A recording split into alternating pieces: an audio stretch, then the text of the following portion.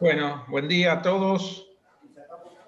El tema que vamos a ver hoy es algo que ustedes, superintendentes, ya lo conocen bastante bien, pero bueno, siempre es bueno repasar algunos conceptos y charlarlo entre todos. Las prácticas culturales, ¿qué son las prácticas culturales? Son todos los trabajos mecánicos que le hacemos al pasto para lograr un césped sano y una buena superficie de juego. ¿Cuál es la principal práctica cultural? La práctica cultural más importante, que sin esa práctica cultural no hay ninguna otra que se justifique. Por supuesto que el corte, eso lo sabemos todo.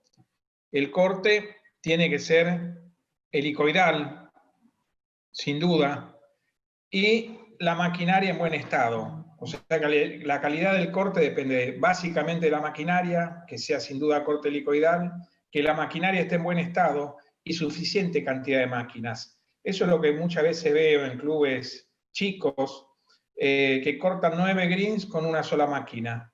Entonces es imposible que todos los greens estén bien cortados. Los primeros 3, 4 greens van a estar bien, pero después ya se pierde calidad de corte porque es lógico, la máquina se desafila, se afloja el molinete, la ruleta de la cuchilla fija y empieza a cortar mal.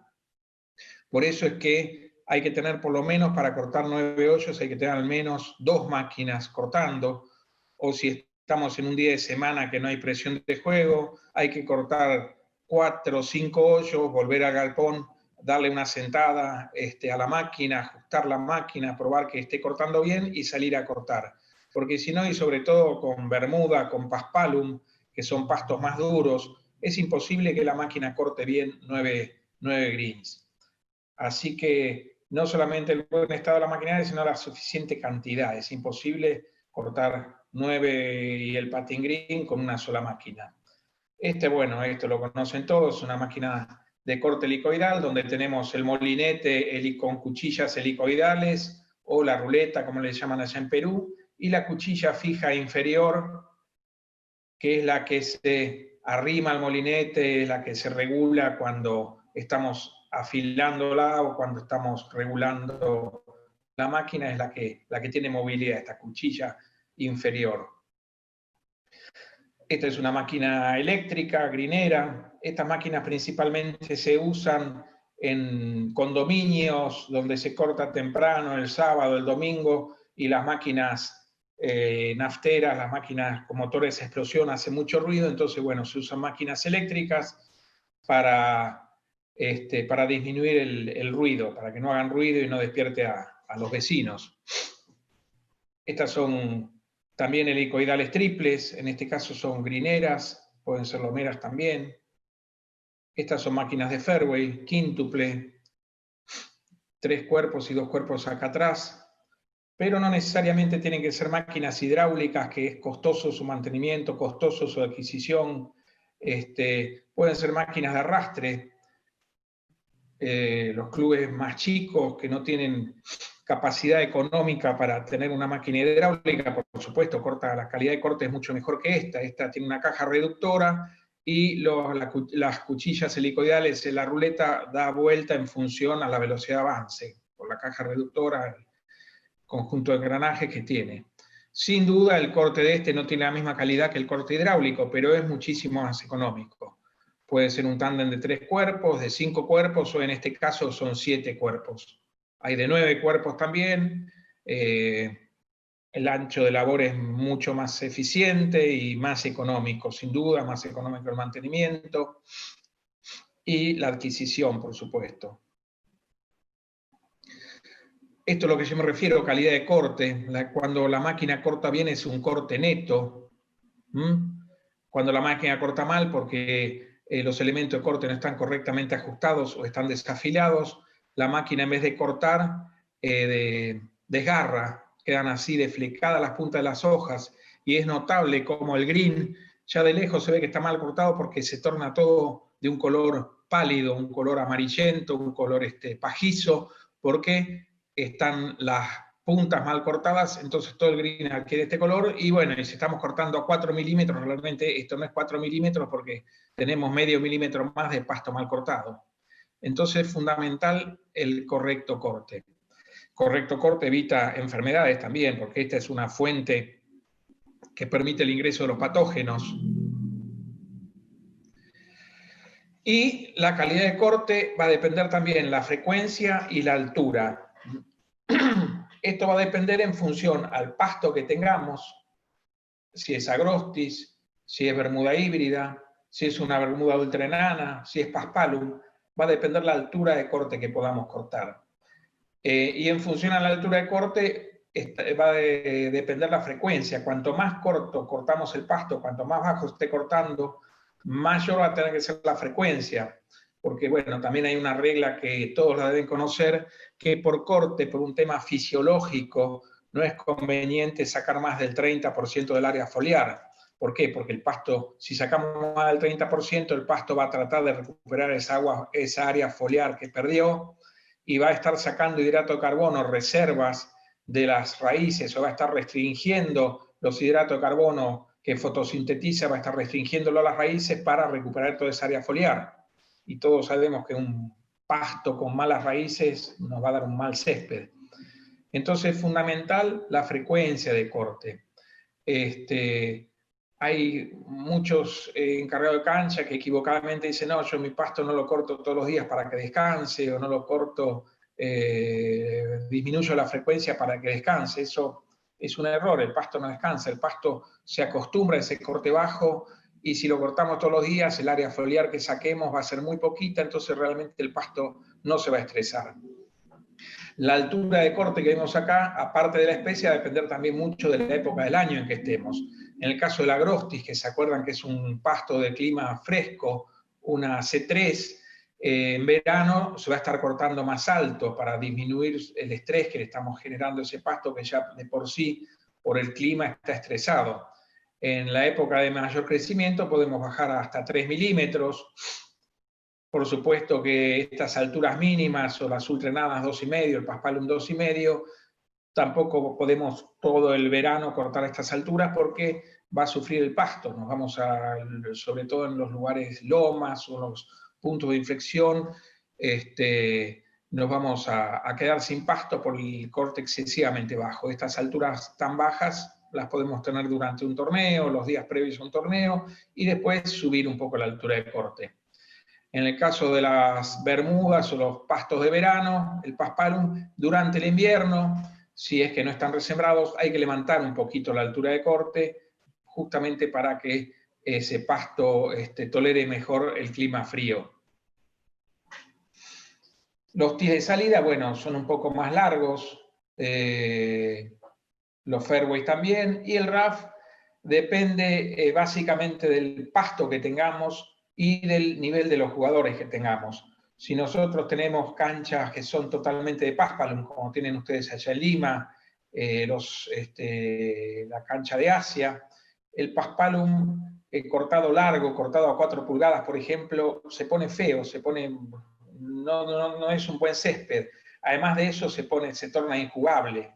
Igual que las bermudas, el Titway, las bermudas híbridas, si la dejamos a 4 pulgadas, es tan denso el pasto que va a ser injugable, va a ser imposible jugar desde el RAF. Entonces, esos pastos de las bermudas híbridas o el paspalum hay que tenerlo más corto en el RAF. 1,5 pulgadas, 2 pulgadas como máximo, no más de eso.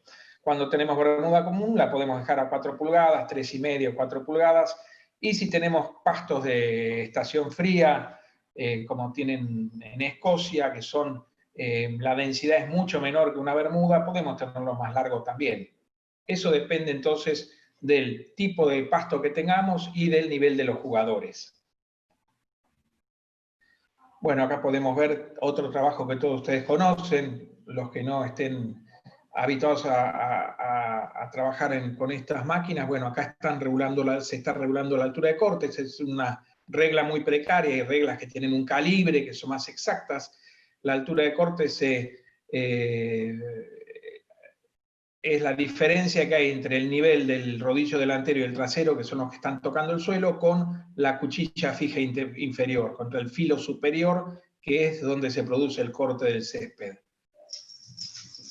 Otra práctica cultural fundamental luego del corte es la aireación. Los americanos tienen un dicho que cuando un green no está muy bien, hay que airearlo. La aireación es básica, con la aireación se descompacta el suelo, con la aireación se favorece el intercambio gaseoso, con la aireación se favorece el desarrollo de las raíces, que, como les decía al principio, y como todos nosotros sabemos, es básico para tener un buen césped. Tener buenas raíces es fundamental. Tenemos distintas herramientas de aireación, tenemos los sacabocados o las púas huecas, que esto sí o sí hay que hacerlo. Depende del green, depende del... se hace, y de las posibilidades, 1, 2, 3, 4 veces al año, las posibilidades, digo, en función al juego. Hay canchas que tienen tanto tráfico que, bueno, se hace muy difícil la aireación con sacabocados porque durante unos días los greens van a quedar no en buenas condiciones de juego.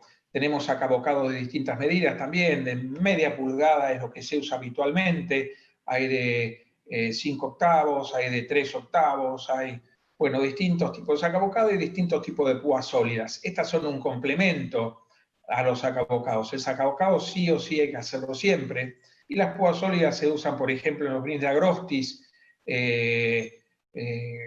cuando tenemos excesivo, o en los greens de Bermuda también, cuando hay excesiva humedad, están muy húmedos realmente, o cuando tenemos black layer y queremos oxigenarlos, estamos en temporada de juego y no podemos hacer una aireación con sacabocados, se hace una con púa sólida, que realmente hay púas sólidas muy finitas que se hace un lunes y ya el miércoles, jueves, ya uno no se da cuenta que se hizo esta aireación con púas sólidas.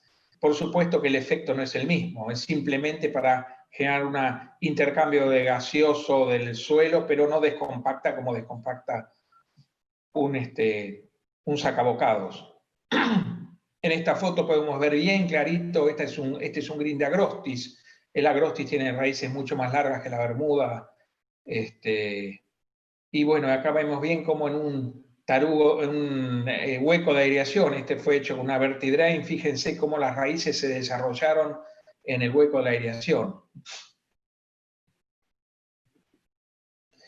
Otra práctica cultural muy, muy importante, como ya sabemos todos, es el top dressing. Top dressing es fundamental ¿para qué? Para evitar el acolchonamiento del pasto. Acá está mi perrito, que quería upa. Para evitar el acolchonamiento del pasto, para lograr greens firmes, greens con mejor calidad de rodamiento. El top dressing también es una práctica es esencial, y sobre todo cuando trabajamos con estos cultivares ultra enanos como el tifigil que tienen allá en Lima, o el paspalum, que son pastos muy densos, o los agrostis modernos, que son pastos muy densos. Y si nosotros no hacemos con frecuencia el top dressing muy livianito, como pueden ver, es un aerosol de arena que ni se ve en la superficie del green. Pero esto haciéndolo muy frecuente, la arena va ingresando en ese canopeo de césped y vamos logrando greens firmes, sin touch. ¿Ven? Acá tienen un green que de tifigil es esto, que no se le hizo touch, no se le hizo top dressing, y miren el touch que acumuló. Todo esto es materia orgánica, todos estos son raíces, son rizomas, es una materia orgánica realmente, es muy difícil controlar. Como les digo yo siempre, hay que evitar que se forme el tacho, no controlarlo, sino evitar su formación. Este es un green de tifigil donde fue bien manejado. Fíjense, la arena no se ve materia orgánica, es un green firme. Y acá, ¿cuál es el problema? El problema es la frecuencia del top dressing. Si nosotros hacemos top dressing poco frecuente y cada vez que hacemos gran cantidad de arena, logramos estas estratificaciones. Ven, acá faltó top dressing, hay una línea de materia orgánica. Acá hicimos un top dressing pesado, tenemos una línea de arena. Acá tenemos otra línea de materia orgánica. Esto es un mal manejo del top dressing. Top dressing es fundamental. ¿Qué pasa con la falta de top dressing? Superficies esponjosas, mal rodamiento. Es imposible darle velocidad a un green con touch esponjoso. ¿Por qué? Porque después de cortar para la velocidad roleamos. Ese roleado genera una superficie más firme que si está esponjoso es como una esponja, que la pisamos, la alargamos y se vuelve esponjosa. Se marcan muchísimo los piques. Bueno, todos sabemos lo que es un pique, este es un green de Agrostis.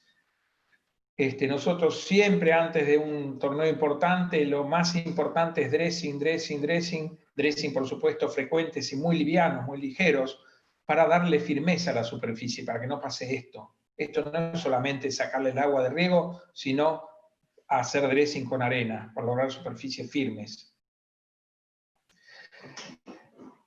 Otra cosa muy notoria cuando le falta arena a un green es el scalping. Cuando un green está muy acolchonado o cuando empieza a acolchonarse y estamos cortando bajo, como normalmente se cortan las canchas ahí en Lima, que cortan muy bajito, los jugadores quieren buena velocidad, se produce el scalping. El scalping, bueno, también lo conocen todos, es este raspado.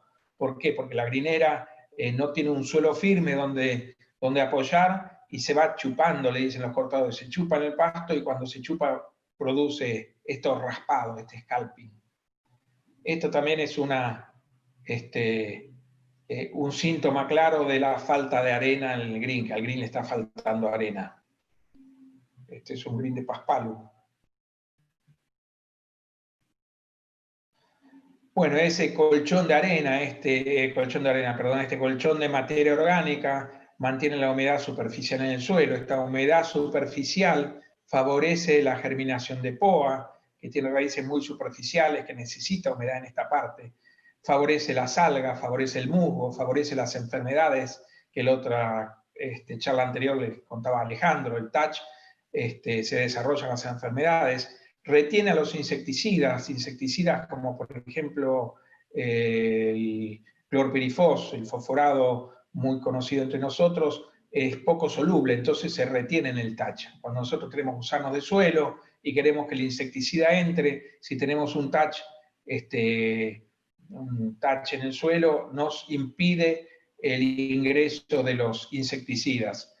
Por eso hay que ver las características de los insecticidas, aunque no tengamos touch, siempre es bueno ver las características y que sean insecticidas solubles. El imidacloprid, por ejemplo, es un insecticida soluble, que uno, si tiene problemas de gusano del suelo, aplica imidacloprid, lo riega y el insecticida entra. ¿Por qué? Porque es soluble.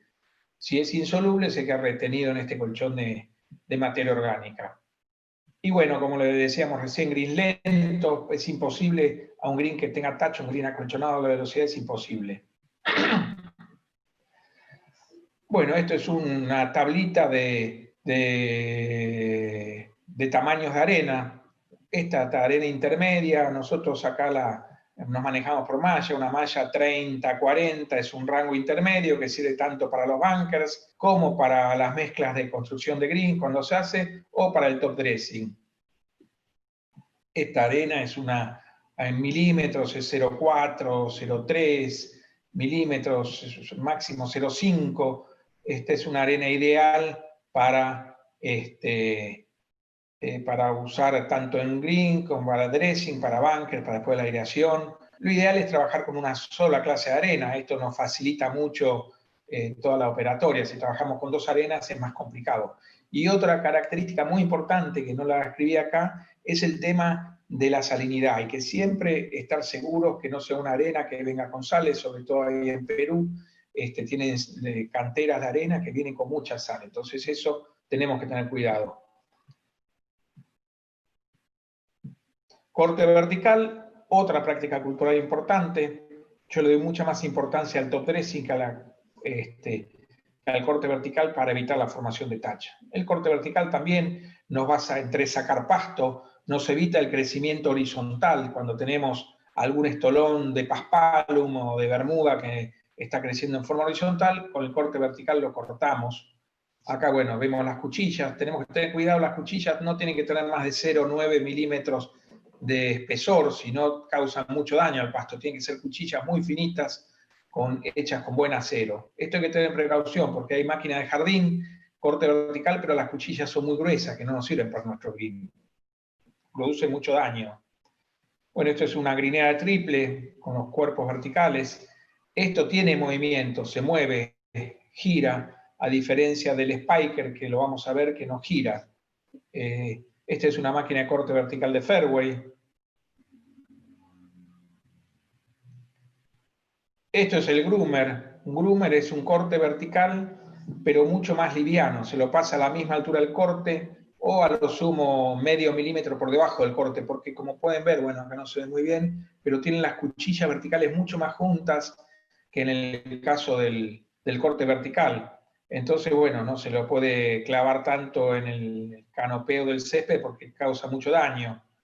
En este caso está en un cuerpo de grinera triple, puede estar tranquilamente en las grineras manuales, puede entrar groomer, tampoco es obligatorio usar groomer. Hay muchas canchas de golf que no usan groomer porque dice que es una complicación adicional a la grinera. Entonces, bueno, el trabajo del groomer lo hacen con el cepillo. Acá justamente está el cepillo.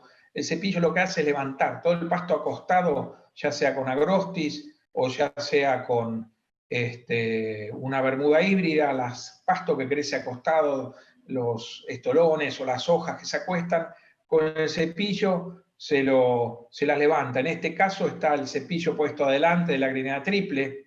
Hay muchas canchas que cepillan una vez por semana, 2 veces por semana, y atrás vienen los cortadores de greens cortando, pero previamente lo cepillan.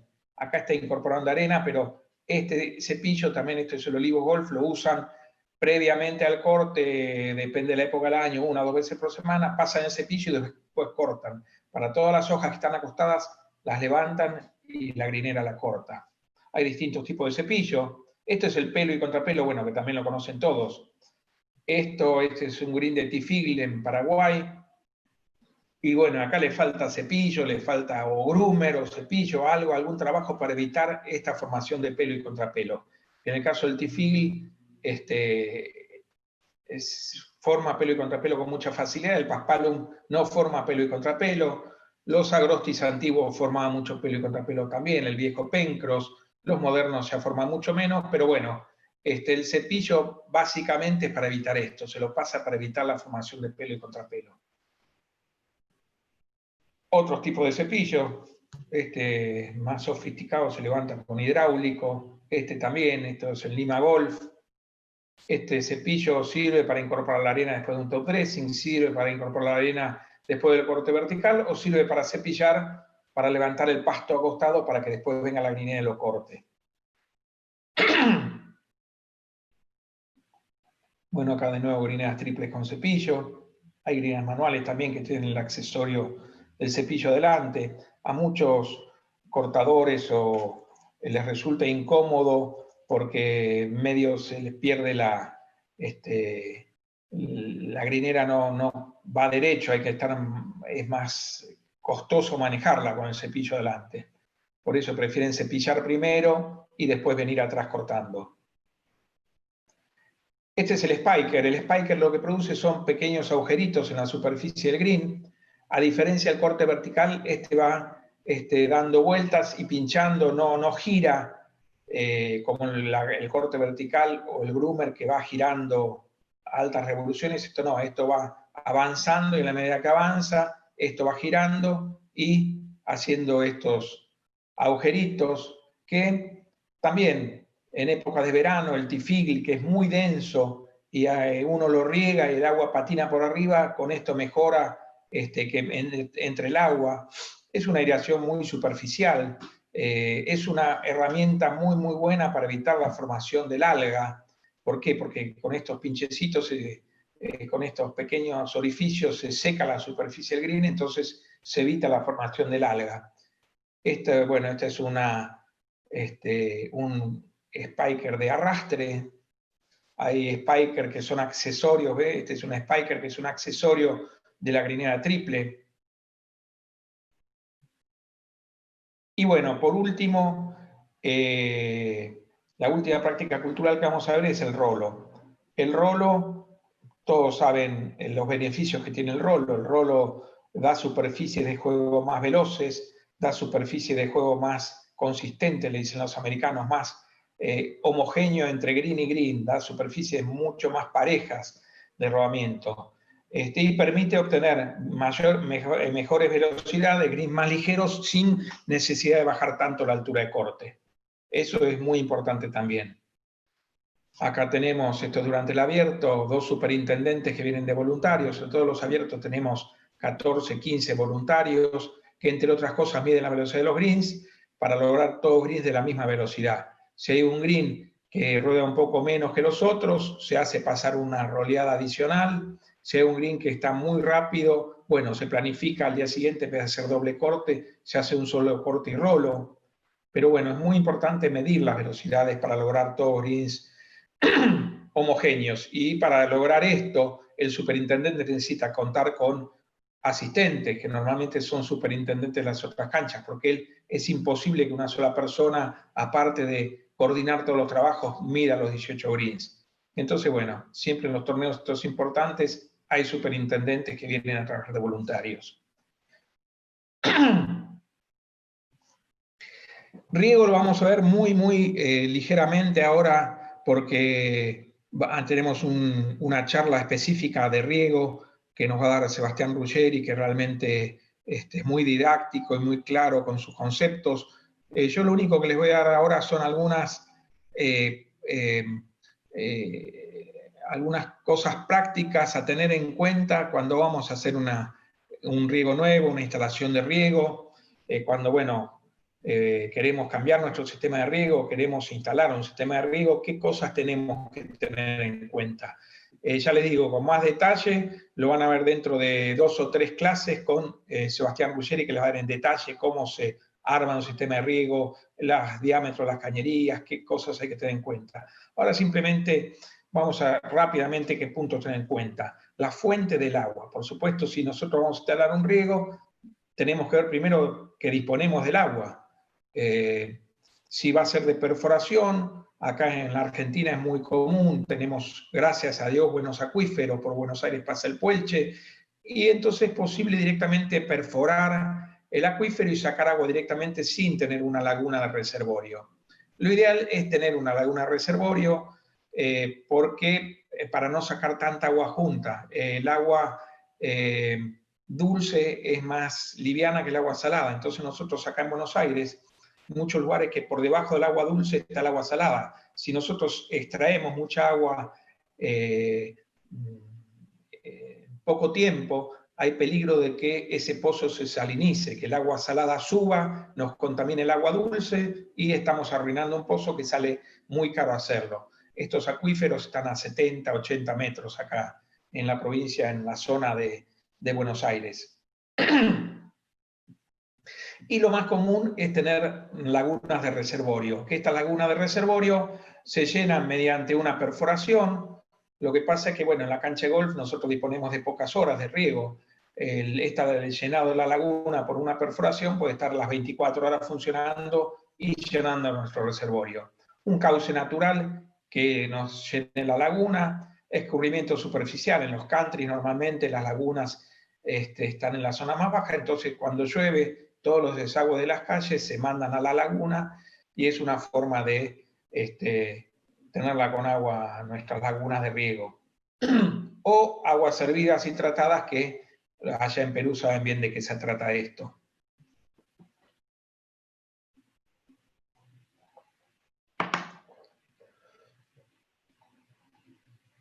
Bueno, lo que decíamos recién, disponibilidad de agua y calidad del agua. La calidad del agua nos va a definir si es una cancha nueva, nos va a definir la pastura que vamos a utilizar. Esto se acuerdan la primera o la segunda clase que vimos, tipo de pastos. Bueno, en función a la calidad de agua con que disponemos, va a ser los pastos con que trabajemos. Esto es algo básico, pero vi este problema. Instalaron un riego automático y no llegaba la trifásica al club. Y tuvieron que esperar 6, 7 meses para que la compañía eléctrica les instale corriente trifásica para poder hacer funcionar las bombas. Son pavadas, son cosas elementales que ustedes van a decir, mira las pavadas que nos dice, pero hay muchas veces que uno no tiene en cuenta esto, instala todo y después no tiene electricidad o la electricidad adecuada para hacer caminar las bombas, que son bombas que requieren mucha energía eléctrica. Proyecto de instalación es básico. Muchas veces nos sale caro un buen proyecto, muchas veces nos sale más caro hacer una instalación con gente idónea, pero es fundamental. Un riego, un sistema de riego nos puede salir desde 500, 600 hasta $1.000.000. Entonces no podemos fijarnos en que contratar gente menos capacitada pero que nos va a cobrar menos, o un proyecto malo, porque un proyecto malo, un proyecto bien hecho, en plata va a salir lo mismo.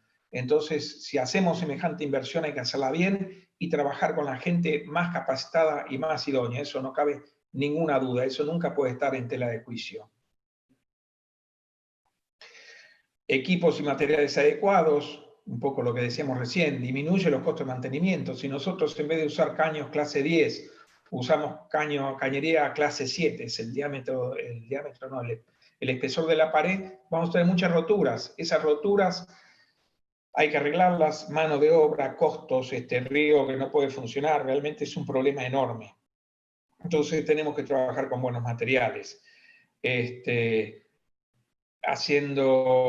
Trabajando con buenos equipos, con aspersores adecuados, vamos a tener una mejor distribución del riego y menor necesidad de mano de obra. Esto es muy importante también, como vimos ya en algunas de las charlas, la mano de obra es entre el 80-85% del presupuesto del club se nos va en la mano de obra. Entonces, esto tiene que ser muy eficiente. Nosotros no podemos poner un mal sistema de riego que nos lleve mucha mano de obra porque nos va a aumentar mucho el presupuesto anual de nuestro club.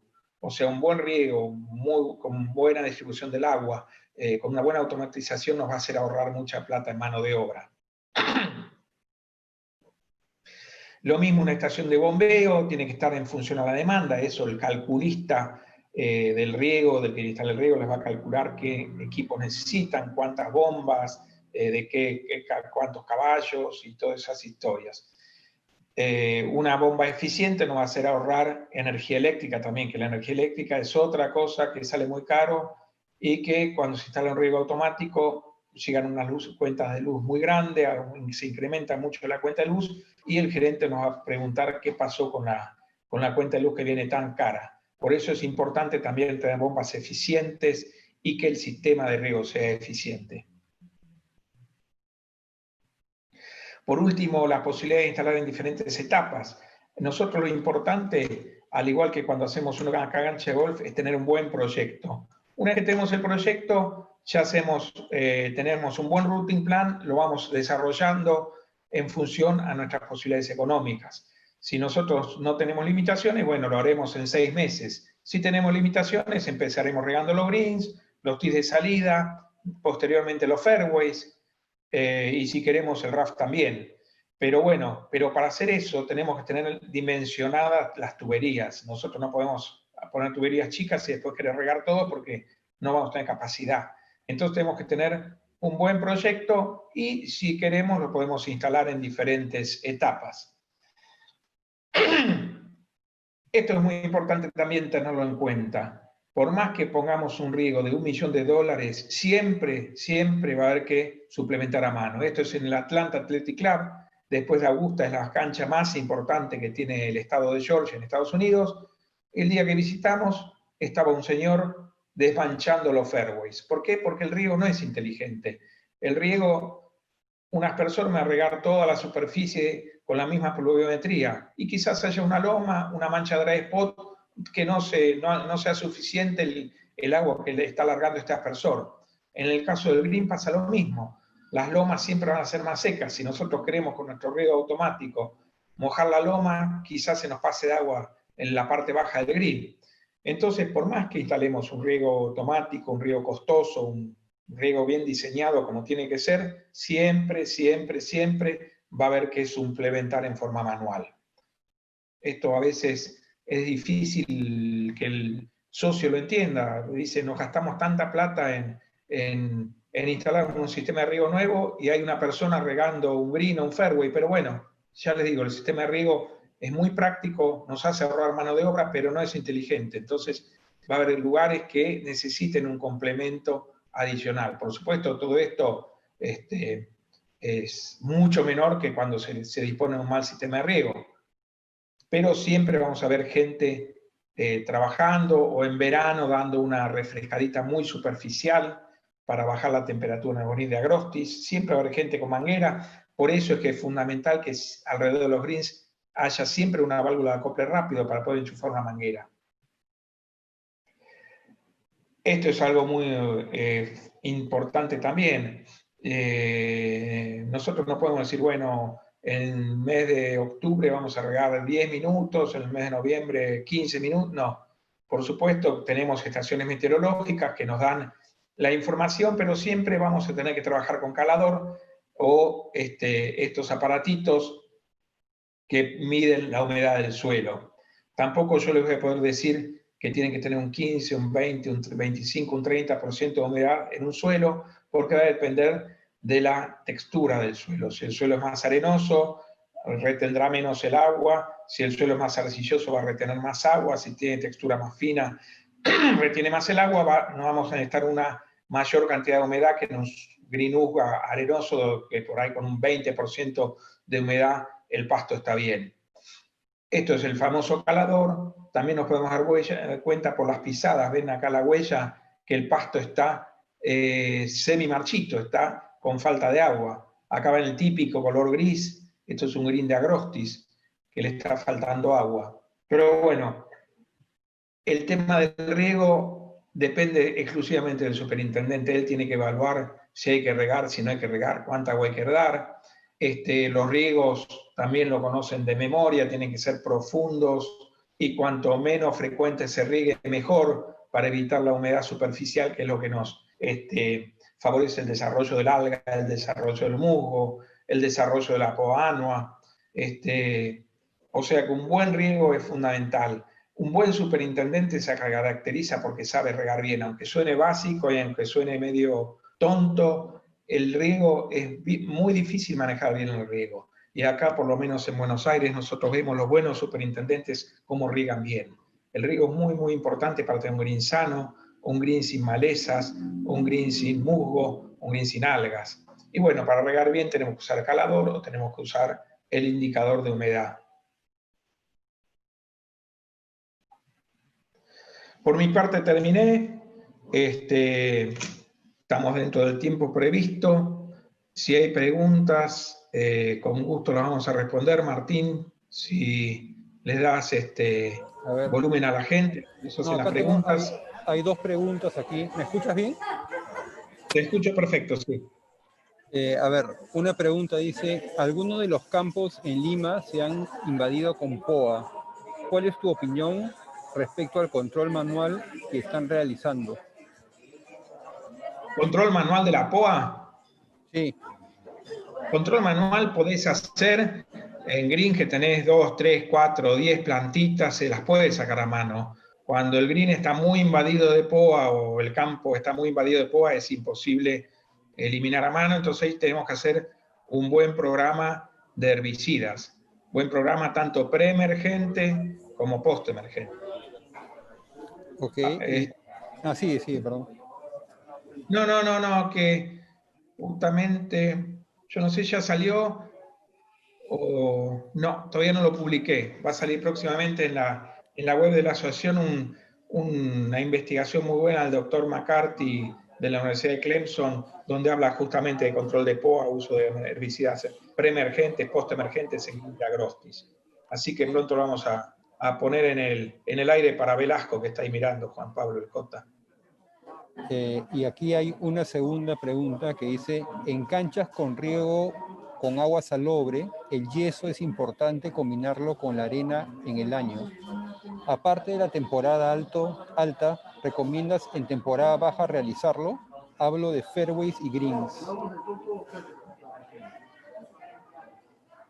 Y cuando trabajamos con agua, con sal, con sodio, el yeso es una enmienda muy importante, pero que es fundamental si tenemos drenajes, porque el yeso, que es sulfato de calcio, lo que hace es libera el sodio y se incorpora el catión calcio.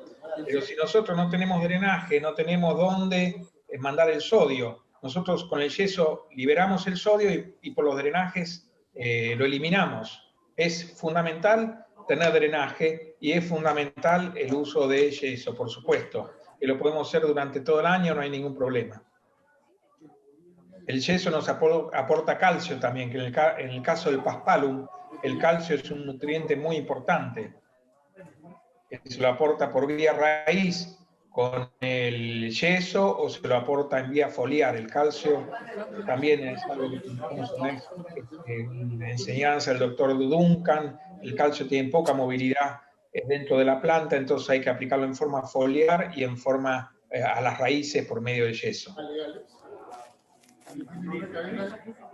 Esas son las preguntas que tenemos, Guillermo. No tenemos más de momento. Bueno, ahí está Fernando González Prieto, también de Argentina, un prestigioso arquitecto que los visitó alguna vez en Perú. Gracias, Fernando. ¿No hay más preguntas? No. Jota. No, el Jota ya agradeció. Y nada. Bueno, en todo caso cerramos la sesión. Gracias a todos por estar presentes hoy y los esperamos en 2 semanas con la siguiente sesión. ¿Qué es, Guillermo? En 2 semanas va a estar Ricardo de Udaeta hablando. Y Ricardo va a hablar sobre aspectos a tener en cuenta cuando construimos una cancha, cuando remodelamos una cancha. No hablar desde el punto de vista de arquitecto, sino hablar desde el punto de vista superintendente. ¿Qué cosas tenemos que tener cuidado para después hacer una cancha mantenible? Los arquitectos ahí está Fernando, pobre, voy a criticar un poco a los arquitectos. Nos hacen unos bunkers lindísimos, enormes, que se ve la arena desde el tee, pero después hay que mantener todo eso. Entonces, lograr un equilibrio entre la arquitectura de la cancha y entre el mantenimiento posterior de la cancha. De eso se va a tratar la charla de Ricardo dentro de 15 días, dentro de 2 semanas.